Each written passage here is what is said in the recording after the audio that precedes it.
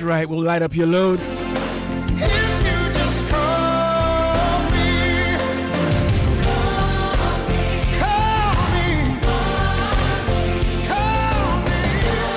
Sunday the 18th of May. Dial is 99.7 FM. You can definitely lean on us.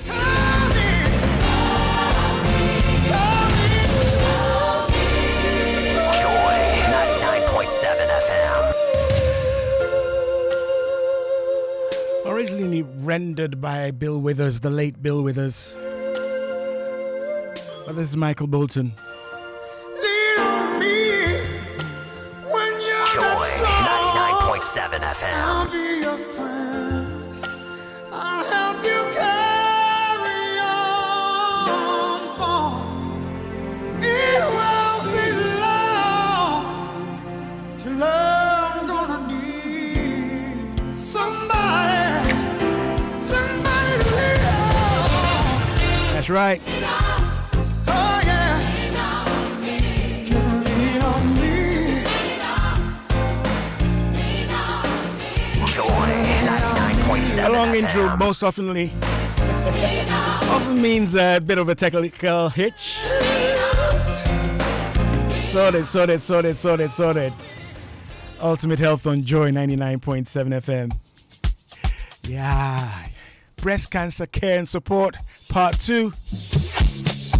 Definitely you can lean on us. Back in the studio, I have the clinical psychologist, the surgeon, the nurse and survivor, Joycelyn, Josephine, and Rita. Every year we record about 4,500 cases of breast cancer. But what's beyond the diagnosis? Who's holding your hand when you undergo treatment, all sorts of interventions, all sorts of intrusive investigations and challenges to your life, your relationships, your work. In fact, everything you can consider, right? As part of your life. That's what we've been talking about from last week with the Breast Cancer Society of Ghana.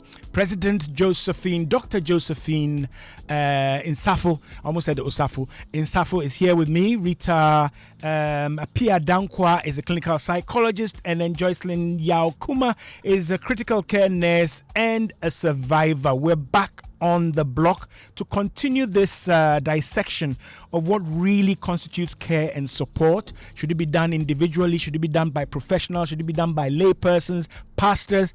That's what we're talking about. If you have any questions, concerns, WhatsApp is 055 11 11 997. And we're live on Facebook and YouTube and X. Ladies, you're welcome. Thank you. Right. Good to have you back in the studio.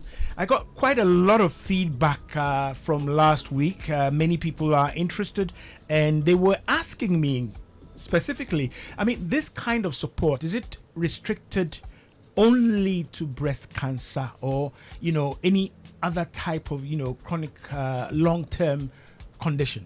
Dr. Insafo. It's not specific to breast cancer. Maybe we just have a lot of breast cancer around, and maybe that's the field we are in. Okay.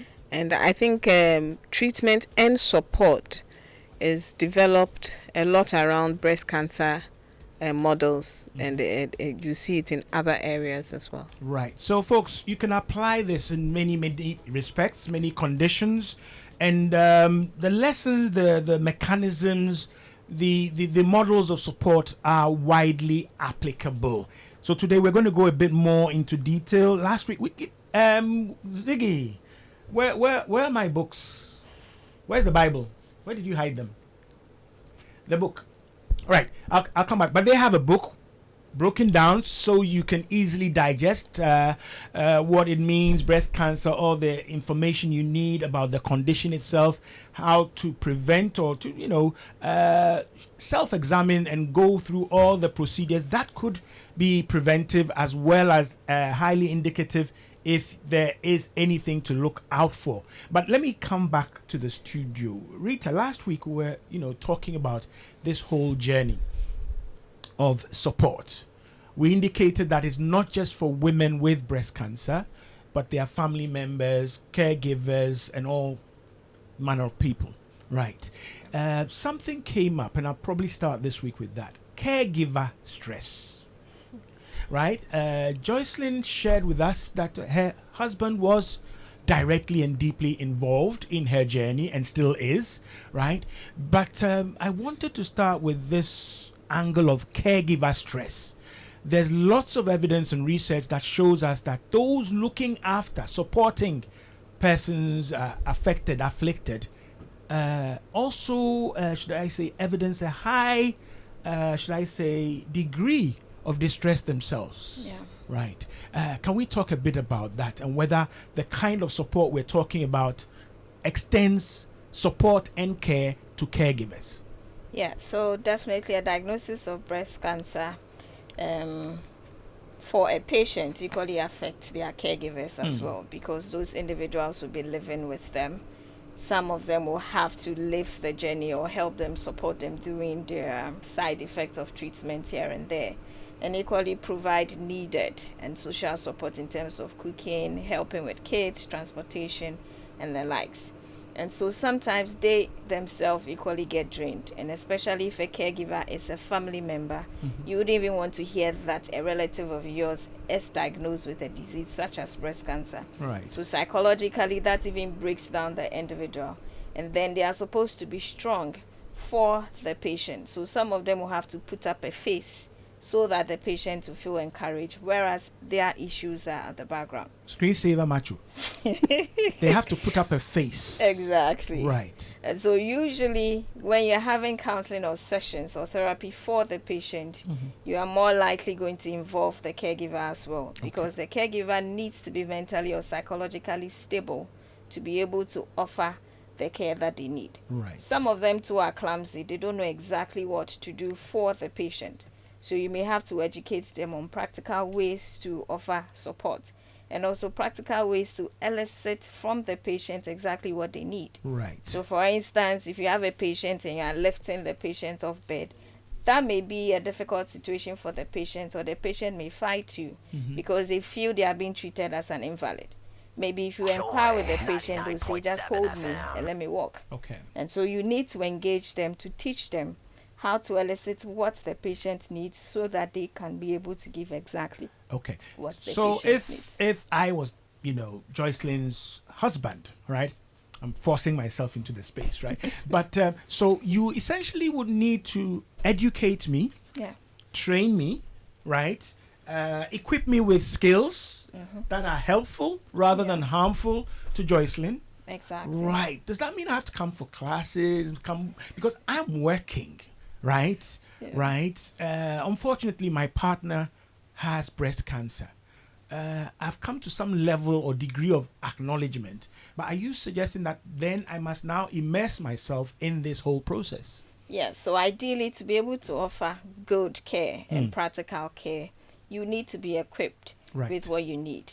Now, the interesting or the good thing is you may not need to be present all the time. Okay. There are telephone consults, which you can use virtual, be it Zoom or Teams, where it can be arranged with the psychologist attending to your patient. Okay. And then you can have the needed support or information. Okay. Usually, too, we give out numbers where they can reach out in case they are facing certain challenges, and they could be helped out through those means as well. All right. 16 minutes past the hour of 2 on Joy 99.7 FM. The program is Ultimate Health, your ultimate guide to healthy living with me, Nortey by nature. I'm sandwiched, as you know, as I like it. 3 women and me, yeah? Okay, but we're talking serious stuff, breast cancer care and support. We're looking at the other side of the journey. Very often we do a lot of education, information sharing on signs, symptoms, what causes it, and so on and so forth. And bear with me, okay? I'll be biased towards this journey rather than entertain the questions of Nortey, what causes cancer and this and that and that. This program is beyond that. It's downstream, and we're looking at what we can do. All right, that's why I've got the professionals in the studio. If you have any questions, concerns, WhatsApp is 055 11 11 997. We're live on Facebook, X, and YouTube, and shortly I will activate the phone lines. Now, Joyce, let me come to you. All right, my wife. Right, you're a survivor. And I love that word, but it doesn't come cheap, right? Survival does not come cheap. So you've been through the full Monty, as they'll say. You've been through everything. Yes. You've done a bit of radio therapy. Yes. You've done chemotherapy. Yes. Right? And you had a bit of conservational surgery, right? So yes. You didn't lose your breast, but they did some tucking and stuff in there. Right. Yes, now, alongside that is your husband. Right? Yes, my husband and my mom. And your mom, okay, you're widening the net. But on this case, they are not in the witness stand. They are not guilty of anything. No. Right, but they are related to you. Yes. Please. How has it been, this whole thing? And have they drawn closer to the support network? Have they been educated? Of course, granted, you are a nurse. But how has it been? All right, so during my counseling, the breast care nurse actually gave me her number. She said my caregiver, especially my husband, should be Pat, but he's not Accra based. He's in Kumasi. Okay. So she gave me her number. Already we are hearing and we're realizing it's not that straightforward, right?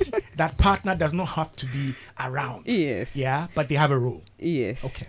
So I actually took the number, but then I think the mistake I made is I didn't make him talk to them. Okay. I thought I could just play the psychology role by telling him what to expect. And I did that.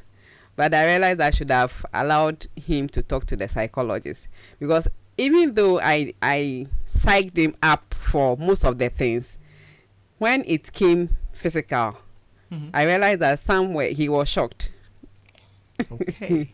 You diluted it to taste, right? Yes. For hubby, right? Yes. You're explaining to him, but he's also your husband, right? Yes. So yeah, you diluted it a bit, or you massaged it a bit. Okay. And you're saying there was a gap between that and the reality. Yes, because I realized I told him that this will happen. Okay. But then when he sees it happen, it's like he's shocked. Like once I was having diarrhea and I went to the washroom, and then I think I kept long because it would take me very long to be able to walk back. And then I just, are you okay in there? So he comes in, come and look at you. Are you fine? Should I help you out? You know, that kind of thing. So it's like, this weakness is always there when I go for treatment. But when it comes and he sees you, he becomes helpless. Sometimes he tries to play a strong face, like he's very strong. Oh, you'll be fine and all that. But then you realize that what he's saying and the expression on his face. But it's not easy to be redundant around somebody who needs your care and support. I've done it, been there, done it, right?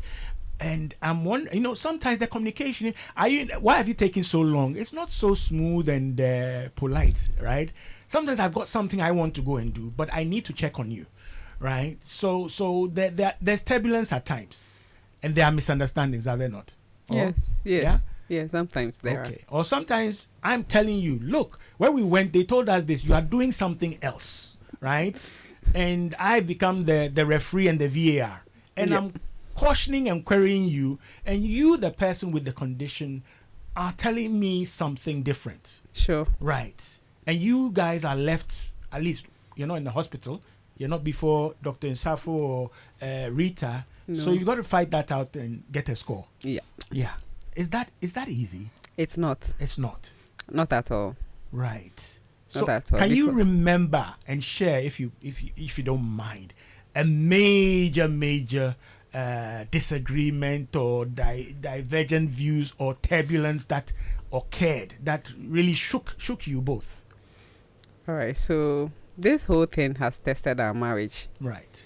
and it's when I started putting on weight. It wasn't because I wanted to put on weight, but it was side effect of the medication. Right. And I was told it's either you lose weight or you gain weight. Mhm. Then in my case, I started putting on weight. I mean, by the time I took the second chemo, my face was puffy, my abdomen was bulging and all that. So it's like, all of a sudden, what is happening? I said, oh, it's side effect of the medication. Then one Sunday, I think I said I'll eat fufu.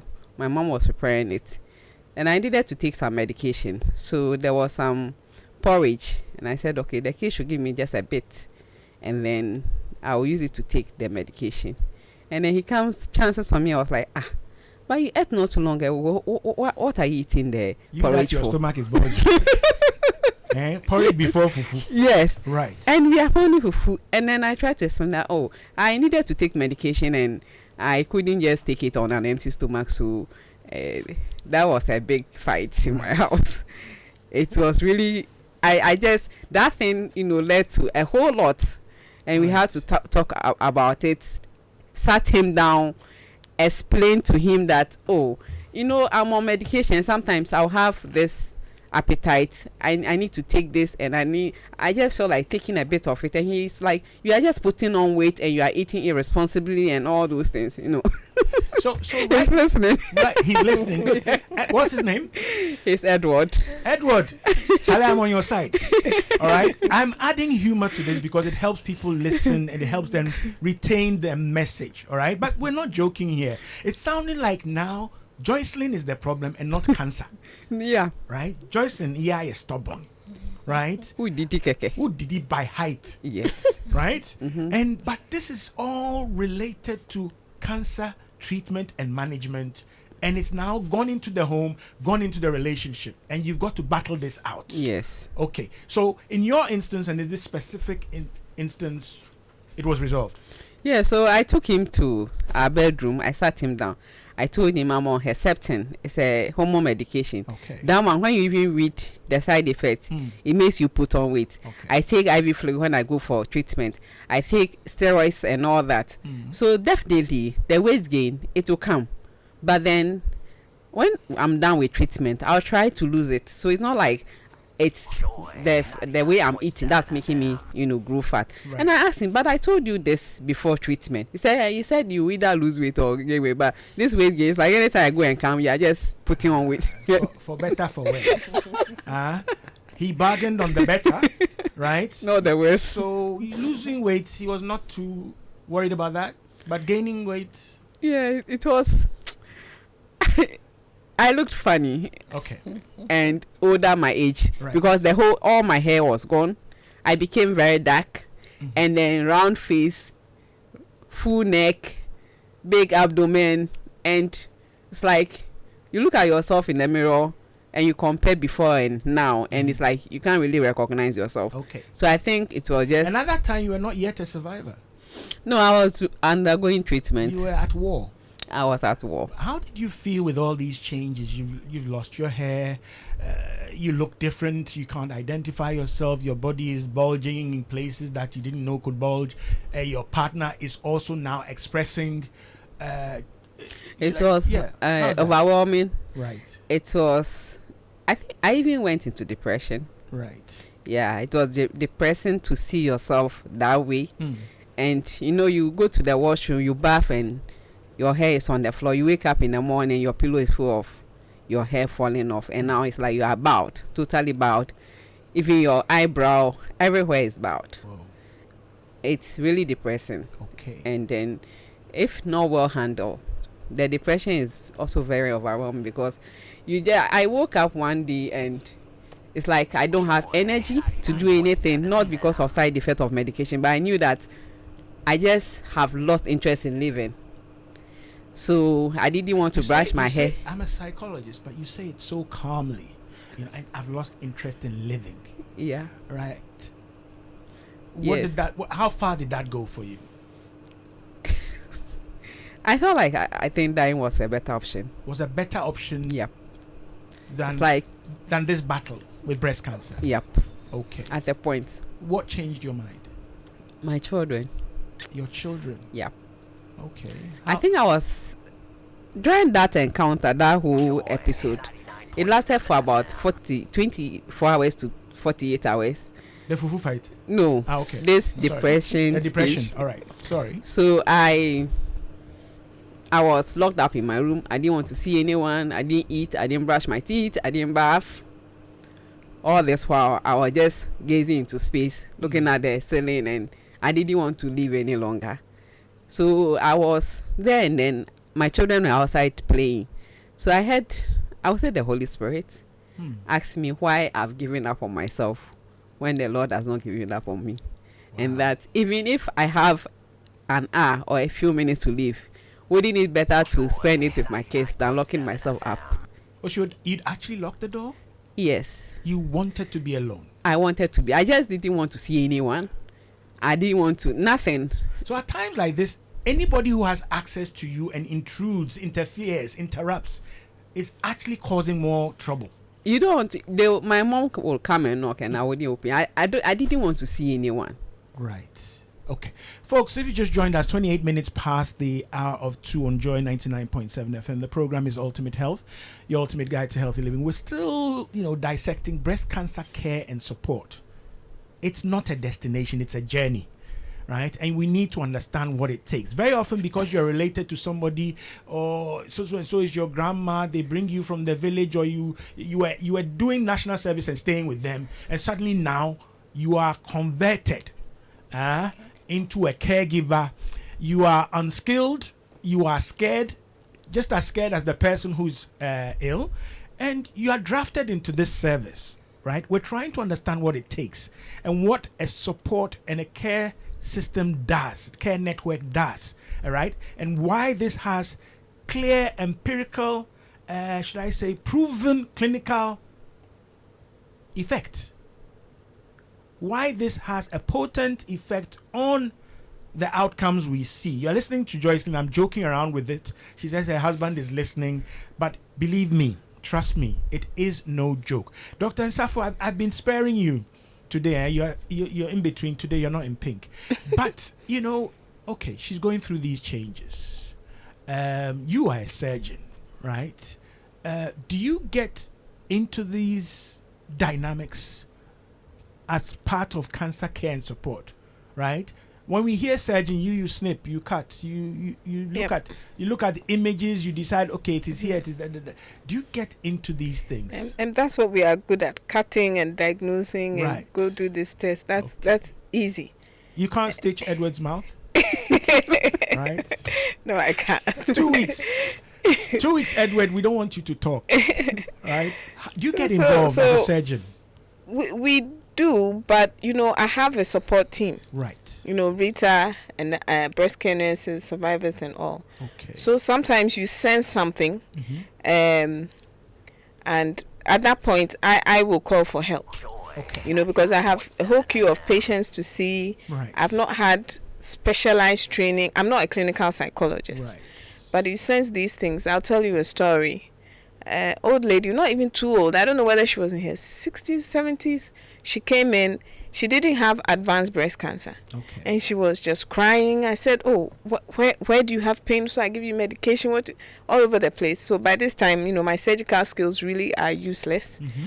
I'm trying to figure out what's going on. And then she says she just wants to die. I mean, she doesn't have advanced breast cancer. So to me, it's a little inappropriate. What is going on? Quizzing her, blah, blah, blah. And then she even says, even the cup and the plate she uses at home, nobody wants to touch it because she's got breast cancer. Wow. So I just tell the nurse in my consulting room, call Rita. And then I chaperone them out over to Rita. Oh, Rita. So we do sense these things.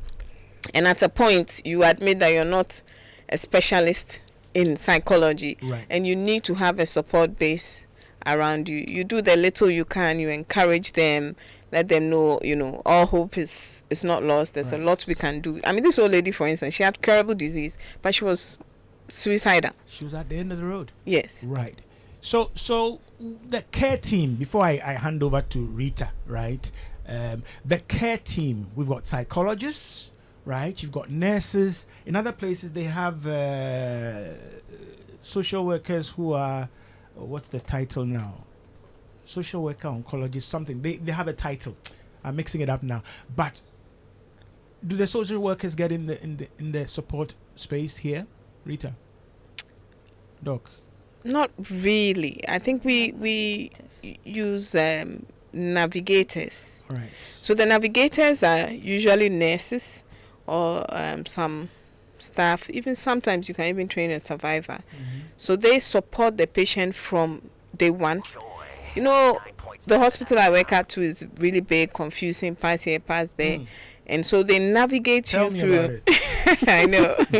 They navigate you through your treatment path from beginning to end. They give you some support. They Right. can detect, you know, some of these social and they have some training in In some HIV, soft we call skills. them models of hope.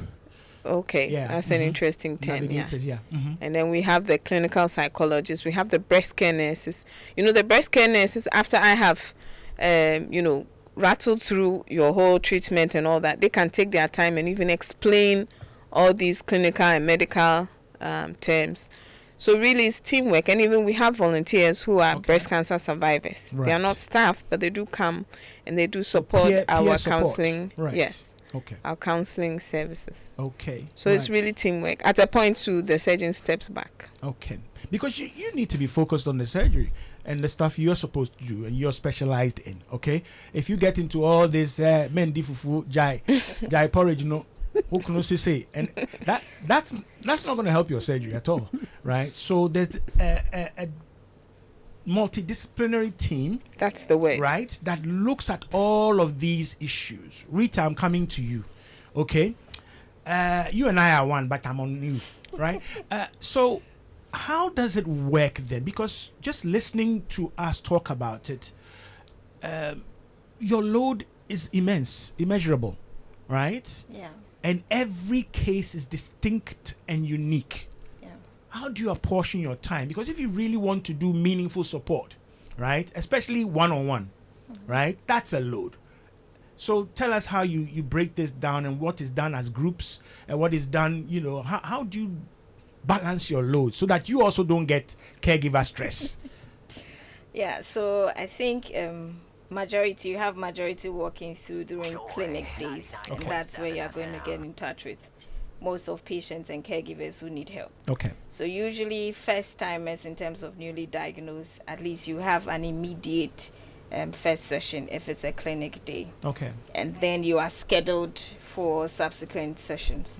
Periodically, I think in our facility we have a biannual. These days we have sponsorships, so sometimes 3 times in a year where we have group sessions Okay. for patients, caregivers, and survivors.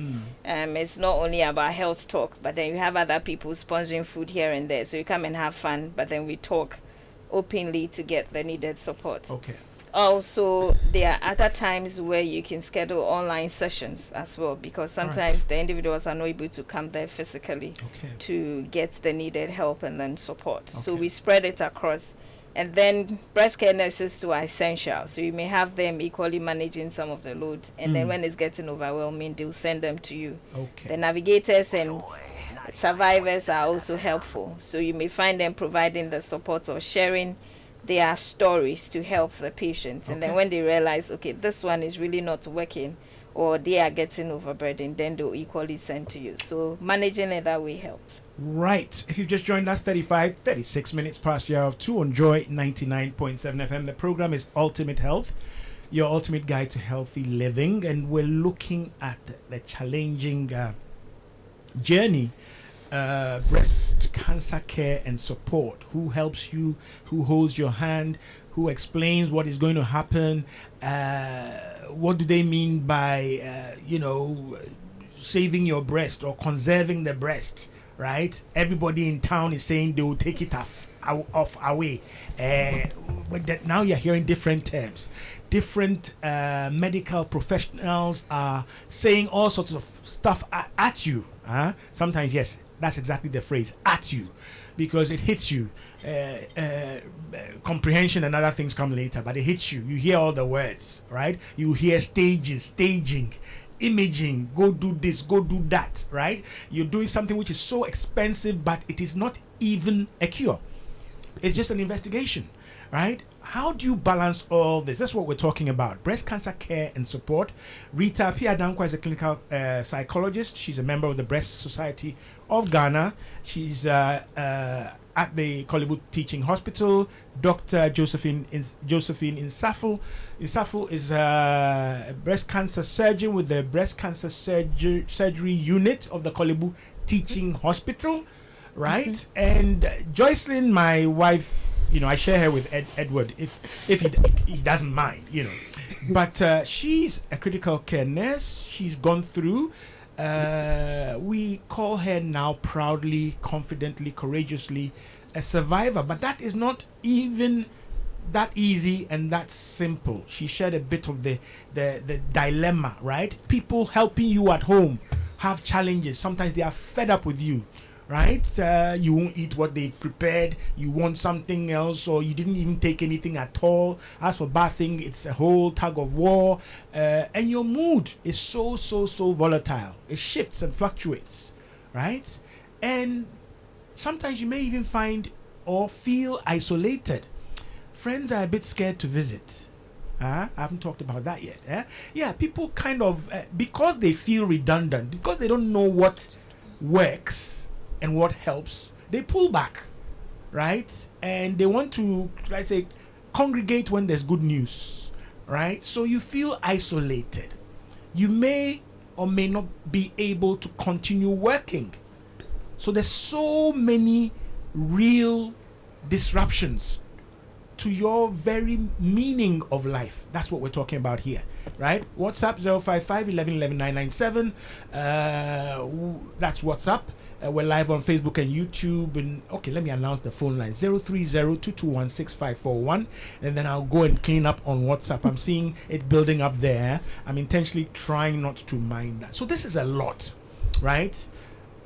Tell me, truthfully, do we have enough people doing this? I know there's a society out there, right? And we're talking and restricting what we're talking about to Accra, Kolebu. What if I'm in Asesewa, all right, or Golu, right, or Wekra, Axim, right? Let's talk about the spread and the scope of this kind of care. It sounds to many people as unskilled labor. Anybody can comfort somebody, anybody can talk to somebody, but this is really specialized care and support, right? What's the distribution, the coverage, if we should talk Ghana, Dr. Insafo, as president of the Breast is it Breast Society of Ghana? Yeah. Yes, that's it. Yeah. It's true. Here in Accra, it sounds like we have it all figured out. Honestly, 10-15 years ago at my unit, it wasn't like this, and we've come a long way. As the Breast Society of Ghana, we have we have health workers from across the country. Okay. All the 5 teaching hospitals, smaller hospitals, primary health care facilities. So anybody who is interested in the management of breast cancer, and we do train ourselves. We have online webinars, online educational courses, in-person ones. We currently have a project which is part of the reason why we are here. It's called the Empowerment Project. And as part of that, we are training navigators and mentors who are survivors and even caregivers. So you find that at the 5 teaching hospitals, we've trained these people. We've given them these books to help them in educating and reaching out others. Rita was part of the training, some training on even communication skills and other soft skills they need. And so we are doing our best to spread it out beyond Accra. So maybe we are the 5 teaching hospitals, and then they also replicate to the centers, the health centers that feed them. Takrady, other places. So that is part of the reason why we are here. So we are here to train and to support and to advocate for more clinical psychologists, for navigators, I was going to ask for how survivors. you keep Rita, because every time I ask somebody has left Kolebu and they are in Ireland, UK. Rita, look at me. Let me hear. You know, they're giving care support. We keep her very busy. She doesn't even have time to think about leaving the country. Oh, you lie bad. So, you know, so we've got this spread we are hoping to increase, right? Yes. Across the nation. Yes. And therefore, if anybody is listening to us and they want to join the support team, or they want to be part of the society, or they have some help of whether it be cash or kind, you know, what do they do? So they can contact us. They can look for us on our website, Facebook, Instagram, and then also they can call our office line. Our executive secretary is standing by to receive calls. Can I read out the number? Yes, you can. Yeah. So that's 055 Josephine is 999 getting old. 4747. Just grab your glasses and look trendy with your glasses. It's okay. It's all right. Pardon me. You are not pardoned. That's better. Listen to your psychologist. Now read it out. Denial. So 055 999 4747. Okay. That's 055 999 4747. Right. So Gina will pick your calls and she'll direct you how to join us. Okay. So if you're listening to us, give the number once more before you take your glasses off. Okay, so that's 055 999 4747. Okay. And then we are on Instagram, Facebook. We have our website. So we do post our educational webinars and programs there. You see, every month we have a survivors talk. Okay. You know, we just break it down, simple language, online, always online, simple language. Hang on. Basically, what do I need? I want to join this monthly help talk or health talk or tips. So you just need to get the Zoom link. So if you were to I need Zoom. Yes. Okay. Zoom. Right. Zoom link. So it should be on our social media pages. If you contact this phone number too, okay, we'll send you that link. Right. Yeah. And Wednesday, for instance, we are having an online, once again, online public lecture on breast health. Nothing too complicated. You know, brazier fitting and etiquette. Oh, the one you talked about, yeah? Yeah. Okay. You know, related myths and misconceptions. And we're going to show a live demonstration on how to do a breast examination. Okay. Yeah. Right. What's the kind of the typical response, you know? Yeah, during COVID, we did Teams, we did Zoom, we did all of these things. But if we're looking at the segment we're talking about, women who have breast cancer, you know, and the demographics and the profiles will differ, right? Quite a heterogeneous group. Are they able to log on to a Zoom meeting? What kind of response are you getting? Yes, a good number are able to log on. We do get a response, and the good thing is then we are sure it goes beyond Accra. Okay. So do you do IT training? Like, we're doing one which, you know, we're meeting people to show them how to utilize these online resources so that we can extend our reach. So the ones for public lecture or for patient survivor education, we don't use a pre-registration link. Okay. So once you have the Zoom link, you click on, you are on. Okay. But usually our professional seminars for healthcare professionals, okay, it comes with a pre-registration link, and you have to enter your professional PIN and so forth. All right. Yeah. So we try and use one suitable to everybody. Okay, great. Let me just read a couple of stuff I've got. All right, okay, right. Phyllis Buckman says, hello, Nortey, and hello to Dr. Josephine Insafo, Auntie Rita, and our sister Joycelyn Yaokuma. God bless all of you for this education. It hasn't been easy on we, the breast cancer survivors. I never knew the work of a psychologist until I was diagnosed with breast cancer, though the doctors didn't ask me to see the psychologist, but after my treatment, and I became a breast cancer advocate and a patient navigator. I understood why the doctors didn't ask me to see a psychologist. God continue to bless our doctors in Kolebu because their work is something else. The treatment is no joke at all. This is from Phyllis Buckman, who is sharing this. Oh, hang on. Rejoice says, Rejoice Akwete, hello, says, my chemotherapy and eating. If I could consume a whole cow, I bloated like a balloon. We thank God for our lives because the journey is not an easy task. Eliklim Abla Viku says, chemo goes with eating. All right, we're learning. Margaret Odami Odonko, chemo and weight gain, the story of my life. Margaret says, and now it is tamoxifen A. All right, we'll bring all this in. Zainab Mohammed Sani, the fight goes on. Allah richly bless you for the education. Henrietta Hammond, God richly bless you for this wonderful education.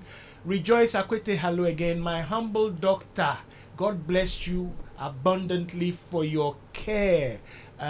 Which of the doctors are you referring to, Josephine? This one says Rita is every survivor's Rita. Oh, sure. You haven't heard. Okay, I won't complain yet. Right, but if you want to share something, 055 11 11 997, phone line activated, 030-221-6541. Ziggy is sending me messages on my phone as well. Charlie, it's not easy, right? 030-221-6541. Those are the healthy buttons to push to get in on this discussion, right? We want to inform and transform. Okay, there's something you're doing wrong. There are marriages that are being broken right now as I speak. Right, men have walked out, women have walked out. Okay, if I spread the cancer net, it's not easy. Okay, that's why I brought in, or I kicked off with caregiver stress or caregiver burnout. There's somebody who once shared that they met somebody, started dating, and I think 6 or 8 months down the line, the person was diagnosed. And this one is he took the plunge. So they got married and it went downhill. They survived, came up, and she couldn't work, and she moved in with him and his children, and there were all sorts of complications. And then things took a turn, because after they were clear for a period, I think a couple of years later, it sprang up somewhere else. Okay, and he had written on a blog, right, that he wants to be there for her, but there are times that he's just tired. He is just tired. And sometimes it affects his mood, it affects their communication and their relationship. So these are the things we're talking about. 030-221-6541. Hey, Dede has arrived. Your Royal Highness in Maryland, Dede, how is it? She says, my former boss had chemo about 20 years ago, and after she completed her side effects, if I may say so, was curly hair. Okay, so she developed curly hair, and she's rocking the curly hair to date. She used to have pinkishy hair before the chemo. All right, that's good. But I'd love my pinkishy without the cancer. I understand chemo does that. Have they witnessed anything like that? This is from Dede in Maryland. I asked this question last week, but you were unable to get to it. The US FDA requires all mammogram reports to include info about breast density and to label it either dense or not dense, which can affect mammogram results and breast cancer risk. This will trigger if additional screening options are required or not. Does Ghana have such a policy? Dr. Zafo? Okay, policy, I wouldn't use the word policy, but it's routine for our radiologists to report on breast density with every report. So I guess it's up to you, the clinician, when you see it, to advise, and then you can request further screening if you think it's indicated. And yes, I've realized that the patients after chemo, they come back and they are all having some trendy short hairstyles. They know how to rock it. They are rocking it. Yeah. It's part of in your face survivor, right? Exactly, and they've ended. Confidence, okay, but it doesn't come cheap, right? This fight was about much more than beauty, looks, curls, locks, right? This is a fight for life, which sadly about 50% of our women lose because they are identified at an advanced stage. You're listening to Joycelyn, but she was identified at stage 1, and she's even telling you her troubles, right? So you don't want to try 2, 3, and how many stages? 4, right? Yeah. Yes. Yeah, you don't Up want to stage 4. You don't want to get there, right? So phone line 030-221-6541. WhatsApp is 055-1111-997. So let's come look at some of these things. You mentioned, somebody sharing that at home nobody uses hair utensils. Okay, stigma and discrimination. Many people want to associate and tag that with HIV, but for many conditions, especially in our part of the world, this carries a huge dose of stigma and discrimination. Rita, why so? Why would we stigmatize somebody who has breast cancer? And I'll give Joycelyn a chunk of that as well. Why so? Anyway, so I think there are various myths and misconceptions surrounding breast cancer. Most people alluded to a death warrant or a death sentence. And then because majority are equally reporting at early stages, prognosis are poor, and you end up having people At late stage. at late stages, and you end up having people dying, more or less confirms their myth. And that's because they are not reporting early. And usually during end of life, the state of the individual is really not pleasant. Okay. So that is really devastating. But the interesting thing is, because of that myth and stigmatization, the patients themselves and their immediate family caregivers want to keep the information within the minority, Right. or the significant few. So in as much as you want to have support for breast cancer, people don't want to talk it. So Right. maybe they'll tell you, it's maybe myself and my spouse who knows, or I'm the only one in the family who So knows this about it. facilitates and fuels isolation, withdrawal. Exactly. So Okay. it's more or less a lonely journey Right. without the support. Whereas with other conditions, you have lots of people rallying around them and supporting them. Most of the time, the patients and some family members are not telling it. So it is lonely. And the few too who have it, who tell it, we equally have themselves Those been of you calling stigmatized Dr. Nsafo, leave her alone. She's mine, okay? At least until after 3. Also, sometimes even the few who know about it in the family end up stigmatizing. Sometimes Right. you have children stigmatizing against a parent who Right. is diagnosed with breast cancer. Okay. So it's complicated. All right. Joycelyn, I'm coming back to you. Self-stigma. Because very often when we talk about stigma and discrimination, people don't talk about that. I have marked myself. Stigma is to mark something and render it worthless, compromised, tainted, right? Sometimes you mark yourself, don't you?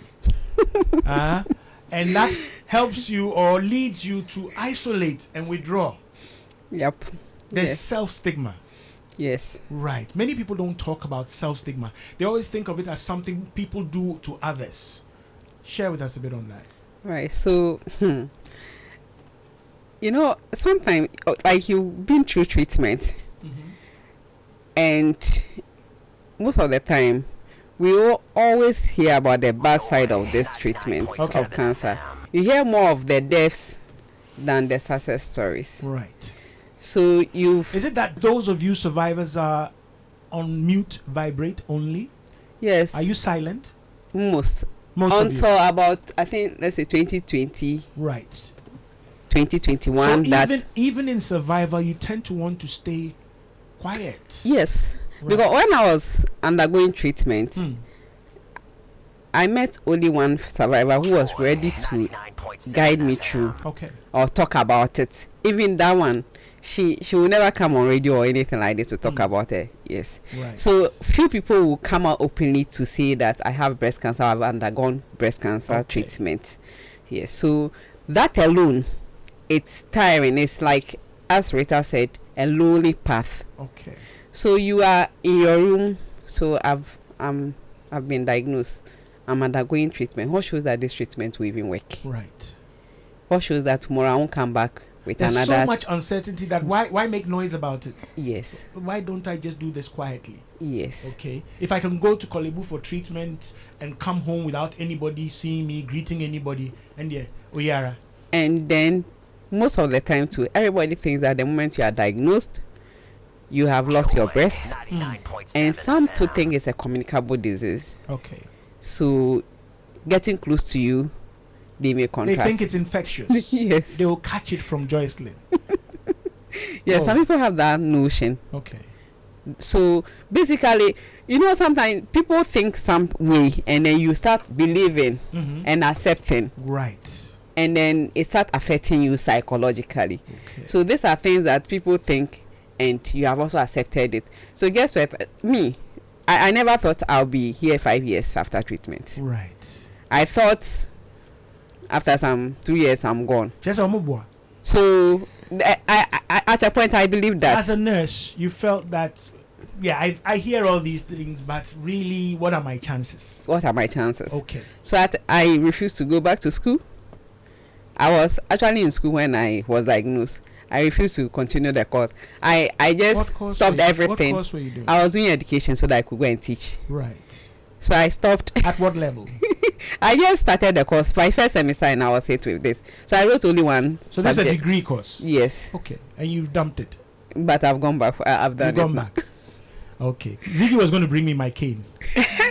Oh no. I would have whipped you well. Oh, well, no, well, no, well, I've well. gone back to school. Yes, My but husband wouldn't take it. So at that point, he would buy the form. I think there was a course online. He bought the form, called a friend to go and pay my fees. Go, Edward. Bought me data to join online. I was like, why are you disturbing me with all this? I didn't. It's like I gave up on myself. I didn't want to do You anything. didn't want to do anything. No. And sometimes they need psychological help to unlock their own potential, right? Hopelessness is something we don't talk about, but when you lose hope, right, nothing really is important. How you look, why will you even bath and get dressed? I mean, hey, I'm about to die, right? People, I'm saying it in this way, but people say and they feel that. I had somebody in law school who said, law no mejai. Yeah. Because I've been in and out of hospital and I said, but I haven't seen you repeated yet. Those who are writing supplementary and repeats, they don't have your challenge, and you want to stop, right? So we can talk about marriages, courses, plans for children and everything, all sorts of things, okay, that have been scuttled by this. And I'm so happy looking at Joycelyn. I'm joking and messing around with her, right? Because she should I say stood her ground, right? With support. Yes, please. Okay. Could you have done this without support? No, not at all. All right. Not at all. If we were to give honors to your key pillars of support, I know you can't list everybody, but what really helped you? Who really helped you? So my mom, my husband. Husband we know is Edward. Name mom for me, please. Mom is Vida Dumasi. Right. Yes. Okay. She has been my support. She lives with you? No. Right. She lives in her own house at Lakeside. And I Right. was at Abokobi. But then she moved in That is for a about mother. 1.5 years. That is a mom. Yes. She Wow. moved in. Her to name again? Vida Dumasi. Oh, Auntie Vida. One of these days you come into the studio and we'll talk. Mothers, we started this journey on Mother's Day, remember? Last week. Okay, your mom, your husband? My husband. Right. Then a friend, Esther Botri. Esther Botri. Yes, critical care nurse. Right. She was with me all through. Even in theater, she came. You know, she will call when I'm broken and I'm crying and wailing. My mom, my husband will call her and she will call, just sing and sing and sing just to uplift my spirit. Wow. So Esther has also been there. You know, I kept it away from a lot of people because I feel like even breaking the news to my mom, I couldn't. I had to follow my pastor. And telling, I felt like I was saving them trouble, not letting my friends know or my family members know, because it's like they get to know, they come and see you and you are weak and all that, and they are worried and they keep on asking, so what next and all that. Sometimes you also don't have the answers. So to you give advise them. yourself. So I advised myself that just a few people, Right. and then that was it. Okay, we run out of time. I'm going to give you each one last bite, but for you, because you brought in your pastor, Yes. where do you fellowship? Assemblies of God, Jehovah Jireh, Assemblies Right. of God, Lakeside. Okay. Right. What was your church's response to all this? Did they know? Did you tell them? So I told my pastor. Okay. She broke the news to my mom. Then it was during COVID too. After surgery in December 2019, I started chemo. Then we hit COVID, so there were restrictions on church going and all that. But at that point, we went back to church, and one of the days I was so weak that That day, I think I felt I was going to die. So I told my mom, get someone to drive us to church. Right. It was a Tuesday fellowship. And then when there were just a few people in church, but then when they saw me, everybody was shocked at the changes. I couldn't walk. I was so weak and all that. And everyone was just praying that. Do you think the church was supportive? They were. They were supportive. Yes, they Okay. were. I'll leave you there. Dr. Nsafu, your last words on this breast cancer care and support. So I would say support is teamwork. Doctors can't do it alone. You need to build Do you up. have support? Do you pray? Do you have, Yes, I do. or you use AI? I'm not that technologically savvy. Yes. 99.7 FM. But I want to say it's a shared responsibility of the Right. community. Right. So family, friends, church members, strangers, everybody. Serious heavy lifting. Yes, because how you look at someone, how you talk about someone, because you've heard they have breast cancer, all makes a difference. And somebody can easily lose hope, and you need hope to be able to fight it. They want to have to live, to be able to comply with the medication, with the treatment. So I'm just calling everybody to be your support, whether the person is related to you or not. The words that you say matter. Your facial expressions matter. All hands on deck. Our spiritual support too. They should understand that it's a physical disease. There's medication. We just need them to give us a push in the right direction. All right. Okay. Rita, our biggest challenge is that there are not that many of us, and not that many of us doing this kind of, should I say, full force frontline work, right? Which can burn you out. In fact, many will say, you people are so difficult to get. Yeah? So some patients, some clients, they fall between the cracks. And they feel they don't get the care. What's your last word out there? I think psychological care doesn't need to be scheduled. You can walk in and access. So sometimes if you are not located, you can also come for care and support. But generally, we all need to rally behind everyone. Sometimes our religious leaders are an issue. They'll discourage you and tame it as spiritual. But they should rather encourage all patients to come for their needed care. All of us, the entire community needs. If you know you don't have anything encouraging to say, shut up.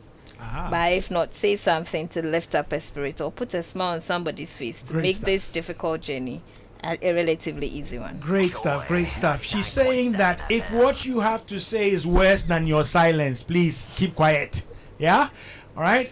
You just heard Rita Apia Dankwa, clinical psychologist, Hollywood Teaching Hospital. She's with the breast cancer support team. Dr. Josephine Nsafu is the president of the Breast Society of Ghana. She's a breast surgeon with the breast surgery unit of the Hollywood Teaching Hospital. And Joycelyn Yaukuma, married to Edward Yaukuma. Yes, He said he's been trying to call his. Oh, Eddie, look, I'll do a whole program with you, wait. Because when it comes to men, yeah. But Joycelyn, Rita, and Josephine, thank you so much. And for those of you listening, pleasure. yeah, you make it happen for us. Listen every Sunday. And of course, my producer, Ziggy, right? One of my mice is fooling around. There you are. Okay. So, for the ladies out there, just bring the best out in you. Okay, it's gone again, Ziggy. All right, I'm going to go back to my instrumental. I was going to play a Thea Destiny, but I have to go to the instrumental. Stick and stay on Joy 99.7 FM. My name is Nortey by nature. Don't go away. Ziggy comes up with some good, soothing Sunday tunes, which also is therapeutic. He tells me. He insists it is therapeutic. So don't go away. My name is Nortey. I'm out.